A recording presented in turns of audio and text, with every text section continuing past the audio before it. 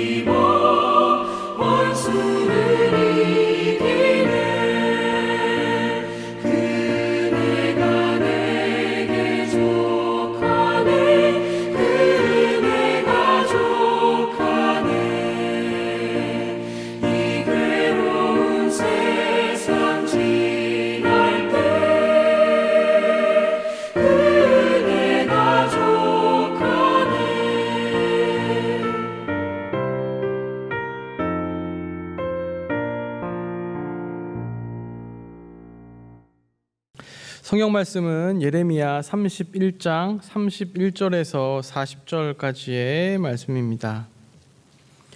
여호와의 말씀이니라. 보라, 날이 이르리니 내가 이스라엘 집과 유다 집에 새 언약을 맺으리라.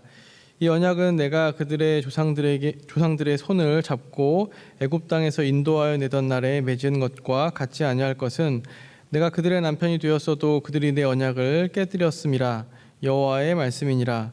그러나 그날 후에 내가 이스라엘 집과 맺을 언약은 이러하니 곧 내가 나의 법을 그들의 속에 두며 그들의 마음에 기록하여 나는 그들의 하나님이 되고 그들은 내 백성이 될 것이라. 여호와의 말씀이니라.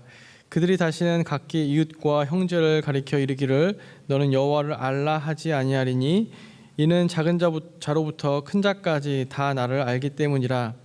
내가 그들의 악행을 사하고 다시는 그 죄를 기억하지 아니하리라. 여호와의 말씀이니라. 여호와께서 이와 같이 말씀하셨느니라. 그는 해를 낮에 빛으로 주셨고 달과 별들을 밤의 빛으로 정하셨고 바다를 뒤흔들어 그 파도로 소리치게 하나니 그의 이름은 만군의 여호와니라. 이 법도가 내 앞에서 패할진대 이스라엘 자손도 내 앞에서 끊어져 영원히 나라가 되지 못하리라. 여호와의 말씀이니라. 여호와께서 이와 같이 말씀하시니라. 위에 있는 하늘을 측량할 수 있으며 밑에 있는 땅의 기초를 탐지할 수 있다면 내가 이스라엘 자손이 행한 모든 일로 말미암아 그들을 다 버리리라. 여호와의 말씀이니라. 보라, 날이 이르리니 이 성은 하나넬 망대로부터 모퉁이에 이르기까지 여호와를 위하여 건축될 것이라. 여호와의 말씀이니라. 측량줄이 곧게 가렙 언덕 밑에 이르고 고아로 돌아 시체와 제 모든 골짜기와 기드론 시내에 이르는 모든 고지 곧 동쪽 마문의 모퉁이에 이르기까지 여호와의 거룩한 곳이라. 영원히 다시는 뽑거나 전복하지 못할 것이니라. 아멘. 예레미야는 하나님의 뜻에 따라 유다와 예루살렘에 대한 심판을 예언했습니다. 그리고 자신이 또한 그 심판이 이루어지는 것, 자신이 했던 예언들이 실제로 이루어지는 것을 목도하며 슬퍼했던 선지자였습니다. 하지만 하나님께서는 예레미야에게 이렇게 절망과 관련된 예언만을 하게 하시지는 않았습니다. 다른 선지서에도 볼 수 있듯이 예레미야서에서도 하나님의 심판 예언 뒤에는 회복에 대한 예언이 또한 이어져 나오는 것을 볼 수 있습니다. 그리고 그 회복에 대한 예언들은 동일하게 하나님께서 이스라엘 백성들을 포기하지 않으시고 또 여전히 사랑하고 계시다라는 것을 보여줍니다. 오늘 본문 말씀이 바로 그런 내용입니다. 하나님께서 하나님이 말씀하신 그날이 이르면 이스라엘을 다시 회복시켜 주시겠다 말씀하십니다.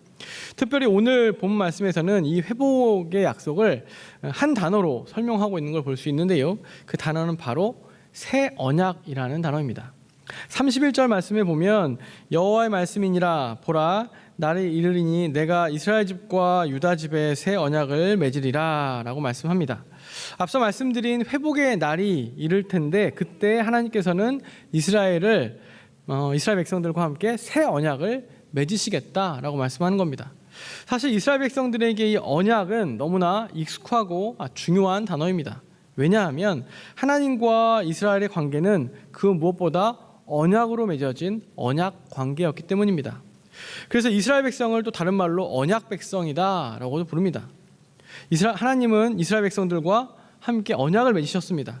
그리고 그 언약을 중심으로 하나님은 이스라엘의 주관자가 되셔서 이스라엘을 보호해 주시며 그들을 이끌어 주시고 또 이스라엘 백성들은 하나님을 충성되이 섬겨야 할 의무가 있는 쌍방의 이런 의무가 있는 그런 언약이었습니다. 그리고 이 언약을 신실하게 지켜나가느냐 그렇지 않느냐에 따라서 하나님과 이스라엘 백성들 사이의 관계도 요동쳤습니다. 정말 중요한 건 뭐냐면 성경을 보셔서 아시겠지만 이 언약에 대해서 하나님은 늘 신실하셨지만 또 이스라엘은 신실하지 못할 때가 굉장히 많았다는 겁니다. 그리고 하나님의 신실하심은 또 여전히 계속되고 있고 또 지금도 여전히 하나님은 신실하시다는 사실입니다. 오늘 말씀으로 돌아가 보면 앞서 읽은 이 31절에 보면 하나님께서는 날이 이르리니 새 언약을 맺겠다라고 말씀하십니다. 회복의 날이 이르면 새로운 언약을 맺으시겠다는 겁니다. 한마디로 말하면 이스라엘 백성들과 다시 언약을 맺으시겠다는 겁니다. 그렇다면 왜 하나님께서는 회복된 이스라엘과 새 언약을 맺으셔야 했을까요? 왜 다시 언약을 맺으셔야 합니까? 우리들도 살아가다 보면 이 계약을 맺거나 약속을 하는 경우가 많이 있습니다. 그런데 때론 그 계약이나 약속이 여러 이유로 깨지는 것을 보게 됩니다. 그럴 때 어떻게 합니까? 이전에 했던 계약이나 약속이 깨졌는데 동일한 상대방과 비슷한 계약을 또 약속을 하려고 할 때 어떻게 됩니까? 당연히 새로운 계약을 맺거나 새로운 약속을 해야 합니다. 왜냐하면 그 계약, 그 약속이 깨졌기 때문에 이전에 했던 계약의 조항들, 약속의 내용들은 다 효력을 잃기 때문입니다. 마찬가지로 하나님과 이스라엘이 이전에 맺었던 언약은 이제 그 효력이 없어졌습니다. 왜 그렇습니까? 이스라엘이 그 언약을 지키지 않았기 때문입니다. 이스라엘은 하나님을 섬겨야 했고 율법을 지켜야 했지만 그렇게 하지 않았습니다. 결국 참다 못한 하나님께서는 이스라엘을 또 심판하시게 됩니다. 그럼 하나님은 이스라엘과의 언약이 파기되었음에도 불구하고 또 이스라엘을 포기하지 않으셨습니다. 이스라엘을 끝까지 붙잡으셨습니다. 놀라운 건 이렇게 이스라엘이 하나님과의 언약을 헌신짝처럼 내던져버리고 하나님과의 언약을 깨뜨렸음에도 불구하고 하나님께서는 이스라엘을 여전히 사랑하시며 또 그 사랑의 언약은 놓지 않으셨다는 겁니다. 그래서 회복을 이야기하셨고 또 실제로 말씀하신 대로 회복하게 하셨습니다. 자, 그럼 이제 한번 생각해 보시기 바랍니다. 회복된 이스라엘을 어떻게 하면 좋겠습니까? 다시 이스라엘과 하나님이 관계를 맺으셔야 하는데 어떤 관계를 맺어야 합니까? 앞서 말씀드린 대로 먼저 맺었던 그 언약은, 그 약속은 깨졌습니다. 이제 새로운 계약이나 새로운 약속을 해야 합니다. 같은 논리라면 하나님도 이제 이스라엘과 다시 언약을 맺으셔야 한다는 얘기인데, 시내산에서 했듯이 그 회복의 날이 되면 그러면 이제 모든 이스라엘 백성들을 예루살렘에 모아서 함께 언약식을 하면 다시 새로운 언약을 맺게 되는 거죠. 그러나 하나님 편에서는 이렇게 하는 것이 쉽지 않으셨습니다. 왜냐하면 하나님께서 긍휼을 베푸셔서 회복의 날을 주시고 이스라엘을 회복하게 하셨습니다. 이제 다시 언약을 맺습니다. 이전처럼 뭐 십계명을 준다거나 또 그리심산 에발산에서 또 축복과 저주를 선포했다고 해봅시다. 하나님의 입장에서 보면 이 언약에 대해서 얼마나 신뢰할 수 있으시겠습니까? 이스라엘 백성들이 이제 하나님 다시는 배신하지 않을게요, 이 언약 제가 목숨처럼 지키겠습니다 라고 말한다고 해도, 그렇게 결단한다고 해도 이 이스라엘 백성들의 이 외침이 과연 좋게만 들리셨겠습니까? 아마 그렇지 않으셨을 겁니다. 왜냐하면 언젠가 또 이들은 이 언약을 가볍게 여기고 더 좋아 보이는, 더 화려해 보이는 것을 쫓아갈 수 있기 때문입니다. 이 언약은 또 언젠가 또 쓰레기통에 처박혀질지 모르는 안타까운 마음이 있기 때문입니다. 이런 가운데서 하나님께서는 바로 오늘 말씀에 새 언약을 말씀해 주고 계십니다. 흥미로운 사실은 이 새 언약이라는 이 표현이 구약 성경 전체에서 바로 여기 한 군데만 나온다는 사실입니다. 물론 언약이라는 말은 자주 나오지만 새 언약이라는 표현은 예레미야 31장 31절 한 군데만 나옵니다. 그래서 학자들은 예레미야가 선포한 새 언약의 내용, 오늘 본문 말씀 31절부터 34절까지 나오는 이 새 언약에 대한 내용을 예레미야 52장 전체의 주제의 말씀이다 라고 이렇게 이야기합니다. 그만큼 하나님께서는 이 새 언약이라는 이 말씀을 통해서 하나님의 뜻을 보여주고 계시기 때문입니다. 이제 한번 새 언약을 함께 살펴보겠습니다. 우선 32절 말씀해 보면 하나님께서는 시내산에서 맺은 언약이 이미 깨어졌다라고 말씀하십니다. 그러면서 33절에 그날 후에 내가 이스라엘 집과 맺을 언약은 이러하니 라고 하시면서 새 언약을 말씀하십니다. 한번 33절과 34절 말씀을 함께 읽겠습니다. 그러나 그날 후에 내가 이스라엘 집과 맺을 언약은 이러하니 곧 내가 나의 법을 그들의 속에 두며 그들의 마음에 기록하여 나는 그들의 하나님이 되고 그들은 내 백성이 될 것이라. 여호와의 말씀이니라.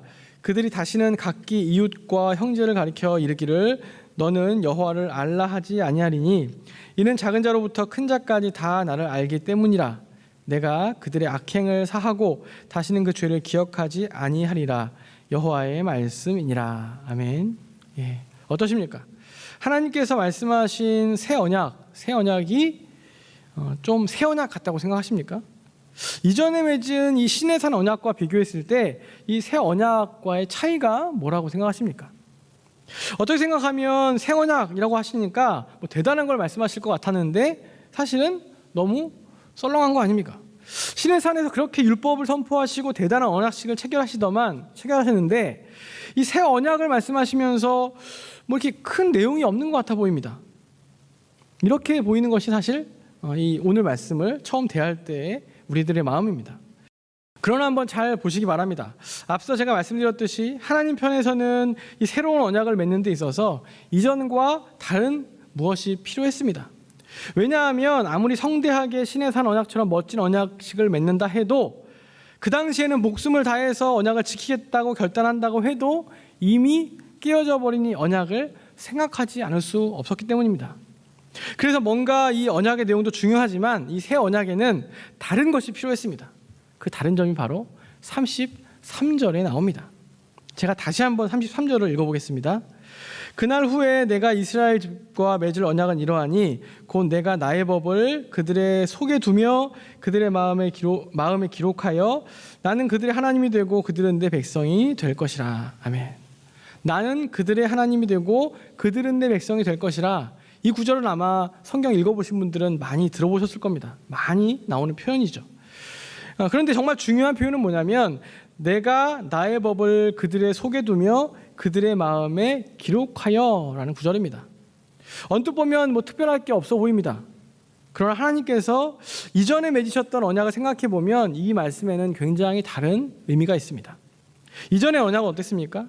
하나님께서 하나님의 법을 어디에 두시고 어디에 기록하였습니까? 십계명에 기록하셨습니다. 누구나 볼 수 있는 돌판에 기록하였습니다.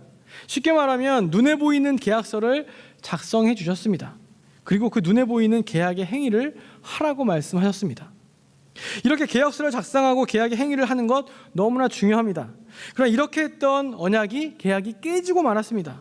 이제 하나님께서는 이 하나님의 법을, 이 언약의 법을 뭐라고 말씀하셨습니까? 그들의 속에 두며 그들의 마음에 기록하겠다라고 말씀하신 겁니다.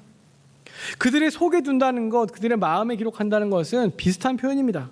거의 같은 표현을 두 번 말씀하시면서 강조하고 있는 겁니다. 이 부분을 그래서 제가 다른 번역을 한번 찾아봤습니다. 그랬더니 공동번역 성경에 보니까 하나님의 법을 가슴에 새기겠다라고 되어 있고요. 또 메시지 성경에서는 마음판에 새긴다라고 번역을 하고 있습니다. 새긴다. 뭐가 생각나십니까? 새긴다. 말씀드린 대로 시내산 언약 때 하나님께서 언약의 매기물로 10계명을 주셨는데 그 10계명을 돌판에 새겨주셨습니다. 그런데 이제 돌판에 10계명을 새기는 것이 아니라 마음판에 새겨주겠다. 마음 속에 새겨주시겠다라고 말씀하신 겁니다. 실제로 이 기록하다라고 되어 있지만 이 기록하다라는 동사는 새긴다는 뜻도 갖고 있습니다. 10계명의 율법을 새겼다라는 표현에도 또 역시 이 동사가 같은 동사가 쓰여져 있습니다. 이제 이쯤에 정리를 한번 해보겠습니다. 지금 예레미야 선지자를 통해서 새 언약을 맺으시겠다고 하셨는데 이 새 언약이란 그동안 주셨던 율법이 아니라 전혀 다른 새로운 내용의 율법을 주시겠다 뭐 이런 게 아니었다는 겁니다. 이스라엘이 하나님을 섬겨야 하는 것 그리고 어떻게 섬겨야 하는 방법들 내용들은 이미 새로운 것이 없었습니다. 그런데 새 언약이 옛 언약과 다른 점은 옛 언약은 단지 눈에 보이는 십계명 돌판에 그 율법을 기록했다면 이 새 언약은 눈에는 보이지 않지만 더 확실하게 이스라엘 백성들의 마음판에 기록하겠다. 마음판에 새겨주시겠다는 겁니다. 다시 말하면 언약이 진정한 삶이 되게 하시겠다라고 말씀하신 겁니다. 언약이 그냥 지켜보면서 또 지켜야 하는 또 스트레스를 받으며 신경 써야 하는 이 외적인 조항들이 아니라 그 언약의 내용뿐 아니라 그 언약의 정신, 언약의 의미 그것이 내면이 되게 하고 삶이 되게 하고 생활이 되게 해 주시겠다라는 겁니다. 그러면서 34절에 또 놀라운 말씀을 하십니다. 제가 한번 읽어보겠습니다.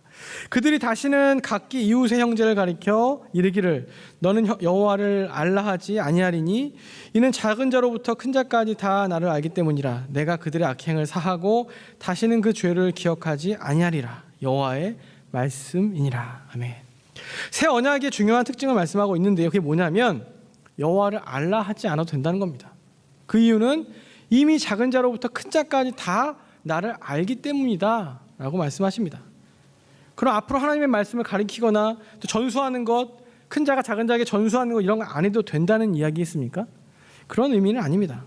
이 말씀이 의미하는 건 뭐냐면 어떤 조직이나 어떤 체계의 가르침에 따라서 율법을 지키는 것이 옛 언약이었다면 이제 각 사람 마음판에 새겨진 이 언약에 따른 하나님과의 관계, 즉 이스라엘이라는 집단이 아니라 각 사람이 하나님과 맺는 언약 관계 속에서 인격적인 하나님을 만나는 것, 하나님의 백성으로 살아가는 것, 하나님의 백성으로서의 삶을 성취해 나가는 것, 이것이 바로 새 언약이라고 말씀하고 있는 겁니다.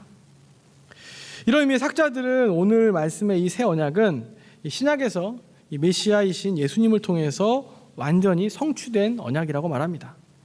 이 새 언약은 이스라엘 백성들에게 주실 또 갱신된 언약이기도 했지만 오히려 사실 이 새 언약의 수혜자는 예수 그리스도의 복음을 마음판에 새긴 또 그리스도인이기도 하다는 겁니다. 이제 말씀을 마무리하겠는데요. 오늘 말씀에는 새 언약이 나옵니다. 신의 산 언약이라는 구 언약과 비슷한 것 같지만 결정적으로 달라진 새 언약을 말씀하십니다. 이 말씀을 준비하면서 제 마음속에 한 가지 질문이 들었습니다. 한 가지 질문을 또 해보면 좋겠다는 생각을 했습니다. 우리는 당연히 새 언약을 받은 사람입니다. 그렇게 생각하고 또 그렇게 살아갑니다. 하나님의 자녀로 또 예수 그리스도의 복음을 또 삶으로 살아가는 또 그렇게 살아가야 하는 사람들입니다. 혹시나 우리들의 삶 가운데 여전히 옛 언약의 모습으로 살아가고 있는 모습은 없느냐 하는 질문이 생겼습니다. 옛 언약에 따라서 우리들의 신앙생활이 겉으로 보이는 모습이 중요하고 또 형식에 중요매어 있는 그런 삶은 아니었냐 하는 겁니다. 언약의 정신, 언약의 의미를 알고 그 언약이 삶이 되는 그런 우리들의 삶이 되었느냐, 그런 삶을 제대로 살고 있느냐, 그것을 한번 각자에게 질문해 보면 좋겠다라는 생각이 들었습니다. 우리 사랑하는 성도 여러분, 하나님과의 언약을 깨뜨리고 심판의 길을 걸었던 이스라엘 백성들의 모습은 우리들의 모습과 전혀 상관없는 그런 모습이 아닙니다. 우리들도 말로만, 머리로만, 외적으로만 그런 그리스도인이라면 어쩌면 오래전에 그 이스라엘 백성들과 다를 바가 없다는 겁니다. 이 시대에 우리를 부르시고 주님의 자녀 삼으신 뜻을 깨달아 알기를 소망합니다. 그리고 무엇보다 하나님의 뜻을, 하나님의 그 언약을 마음판에 새기고 그리스도의 복음이 새겨진 그 마음을 갖고 또 이 땅 가운데서 예수 그리스도를 따라 살아가는, 그렇게 또 하나님의 뜻을 성취하는 저와 여러분들이 되시기를 간절히 소망합니다. 기도하겠습니다. 하나님 아버지 감사합니다. 또 우리를 주의 자녀 삼아 주시고 또 인도해 주심을 감사합니다. 또 이스라엘 백성들은 하나님께서 하나님과 맺은 또 옛 언약을 또 그들이 깨뜨렸고 또 그리하여서 큰 심판과 또 혼란 가운데 있었고 또 하나님께서는 다시 이스라엘 회복시키시며 새 언약을 맺어주셨습니다. 하지만 그 새 언약은 이제는 마음판에 새기는, 우리의 마음속에 기록하는 새 언약이라고 말씀하십니다.